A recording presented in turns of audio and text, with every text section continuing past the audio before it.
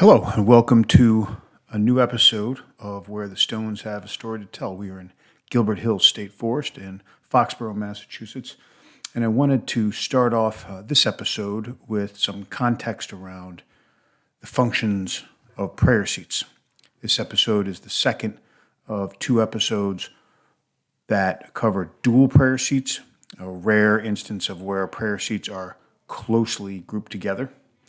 And in further research I've done, in this case particularly from a book called Manitou by James Mavor and B Dix, published in 1989, they tracked a number of different first contact histories with Native American tribes to gain some understanding of what originally these structures were used for.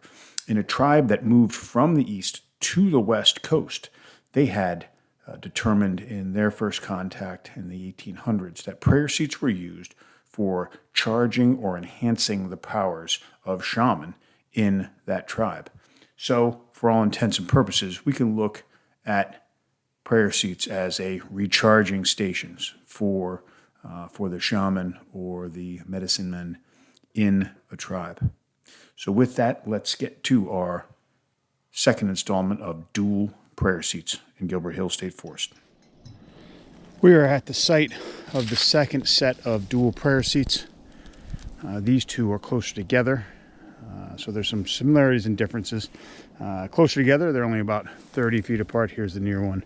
That is the far one over there. We'll go over there in a second. They are side by side, not one behind another. They both seem to face about 340 degrees. So that's a little off of true north, or magnetic north, I should say. But they both have the same, I would say, the same orientation. They also both have freestanding structures, meaning they're not built into any boulder. This one's got real good definition still. Its back is pretty well constructed. You can see some of the boulders rocks have come off the back. So this is about 3 feet high to the front, about 12 feet wide, and in the back it rises up about 4 feet. We're going to take a look up the hill from here because it's blocked by a tree elsewhere. You can see our trusty friend Tully has already headed up there, but behind him is a large outcropping of rock. So we're going to go, after we take a look at these two seats, go up there and take a look and see if we can see anything similar to what we saw in the last, facing down to the last two prayer seats. Coming over here, this one's a little more broken down. Its right arm is a bit more pronounced. That left arm doesn't appear to be there anymore. You can sort of see I was digging around for it. Stones have fallen off of the front, and stones have fallen off on the back. But this is about the same size as the one next to it. Now, one interesting difference here for this structure is their positioning in relation to the equinox. So if we come here, that is the one on the right. Travel over, and that is the one on the left. And they are pretty well lined up with the arc of or in line with sunrise and sunset of the equinox. So that's an interesting tidbit. Makes them a little different than the last set. There we have it. We're going to march up the hill and see what we find up on that large outcropping of rocks. Very similar strewn boulders to where the last set of two dual prayer seats were facing. So let's see what we see up there. All right, Tull, what do you say?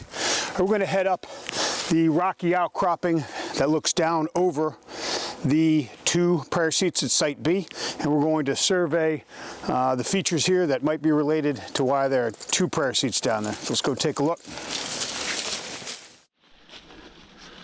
One thing to keep in mind when we look over some of these features is that some were definitely used and definitively used through research done at an area called the Stonehenge of the Americas in New England. Certain features we now know what they were used for from that research. Split boulders were known as a portal to and from the underworld. And so we definitely see a number of these throughout this structure.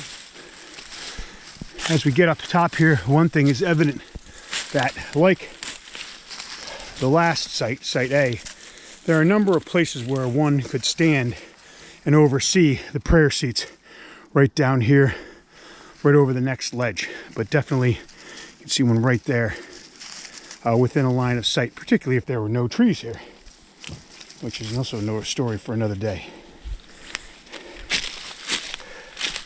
But this, I think, is really a part of the story. You have what clearly is a natural split stone, split boulder, but in it, its own niche. Get down here and get the right light on it. You can see about 2-3 feet here, this stone supported by another stone underneath.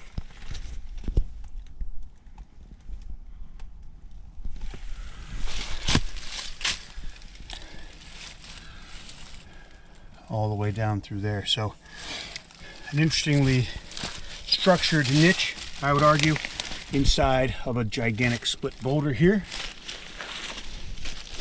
Let's take a look at the top side. All right, this outcropping here has a variety of places to stand and overlook.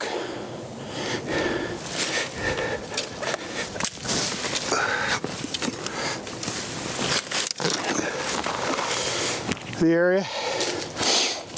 So, what have we found in our 2 episodes of evaluating the area surrounding a very rare, in my opinion, type of site? Dual prayer seats close, very close to one another. It's certainly been my research that I haven't found any other sites like it. So if anybody out there has anything like it, Tully and I would love to know. And maybe you see similarities in the surroundings to your dual prayer seats as we saw here. But to conclude, the similarities between 2 very closely situated prayer seats are: 1, they're looking uphill at a large strewn boulder outcropping. That outcropping has a number of natural and, I would argue, in a few cases, man-made niches. And those niches, at least one in each site, were situated inside of, not coincidentally, a split stone or split boulder. Additionally, the outcropping, like this one and Site A, lots of room to stand, overlook, and if it were the purpose to address or communicate with the people in the prayer seats, you certainly have that opportunity here. The differences are primarily that these are side by side. Site A were front to back. Taking a look at the Sunseeker app, like we saw with the 2 prayer seats, the sunrise and sunset of the equinoxes, sunrise, sunset, go right over this site, and it looks directly out over what would be noon on that. So you have that solar orientation to sunrise, sunset, and noon on both the spring and the fall equinox. They operate in exactly the same way because it is, after all, where the time and space and sunlight and darkness are in perfect balance. All right, we have got one more episode to wrap up on prayer seats. I find prayer seats super interesting. They tend to be, for me, the most personal of artifacts and structures out here. You can see and feel and just imagine a person sitting in there, whether they are shamans recharging their energy, as the book Manitou has suggested, through research in tribes out in the western part of the United States, whether it's a vision quest or what have you, it seems to be the most personal, at least for me, and there are a number of them out here, almost 20. So the next episode, we're going to cover variations of those prayer seats in different shapes and configurations, but in all likelihood, prayer seats nonetheless. And after that, we will get into episodes following up on what we've seen here by way of structures, niches, a special episode on niches, split boulders, and effigies. And then we'll get into all the rest of the structures out here in Gilbert Hills State Forest. Until then, thank you for watching and see you next time.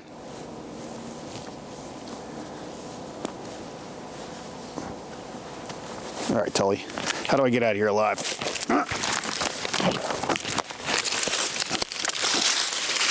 Not by holding on to that tree.